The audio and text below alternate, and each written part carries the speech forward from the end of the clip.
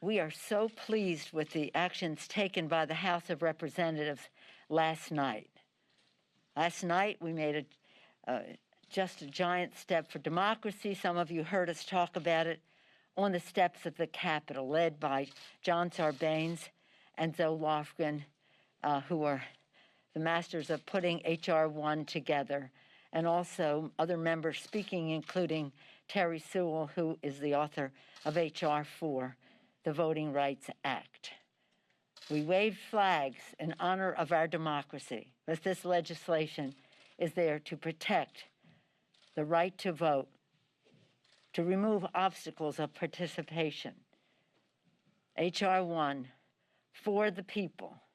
For the people, the first 300 pages were written by John Lewis to remove voter suppression tactics from our political system. Some of the rest of it was written to protect the integrity of our electoral system, the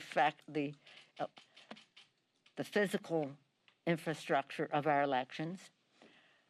Important in the legislation is to stop foreign interference in our election, to reduce the role of big, dark, special interest money, again, to have redistricting done by commission and not by partisan redistricting, to have voters choose their elected officials rather than elected officials choose their voters, to honor small donors by having matching funds in that regard, and again, removing the role of big, dark, special interest money in our electoral process and our governmental process.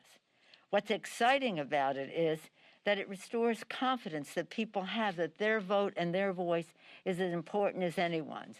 That yes, we can address the climate crisis if big, dark, special interest money is not suffocating the airwaves with misinformation about how we protect the planet. That we, yes, can have background checks passed in the whole Congress of the United States to protect our children if big, dark, special interest gun lobbying money is not suffocating the airways. And yes, we can have lower cost of prescription drugs. The list goes on and on.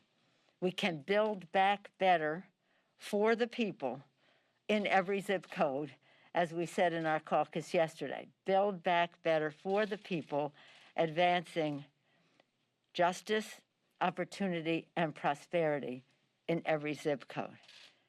Also last night, we pulled forward the bill that we were going to bring to the floor this morning for a vote. We had a short schedule today because the Republicans are going to their issues conference. We had ours virtually here, but they're going to theirs. So this was only going to be the votes in the morning on that one bill, the debate and votes on that bill. And we decided to do that last night, and that was the George Floyd Justice in Policing Act. It's pretty exciting to have a big, strong Democratic vote for that. We had wished it would be bipartisan. It is something that we all take great pride in. Millions of the people worldwide marched, came out, peacefully demonstrated, just said enough, enough, when they saw George Floyd lynched before their very eyes for 8 minutes and 46 seconds.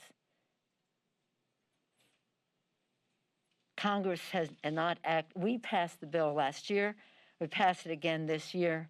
We feel very optimistic that there must be some bipartisanship here in the Senate. Karen Bass was the master of this, and she is in negotiation on the Senate side on this legislation.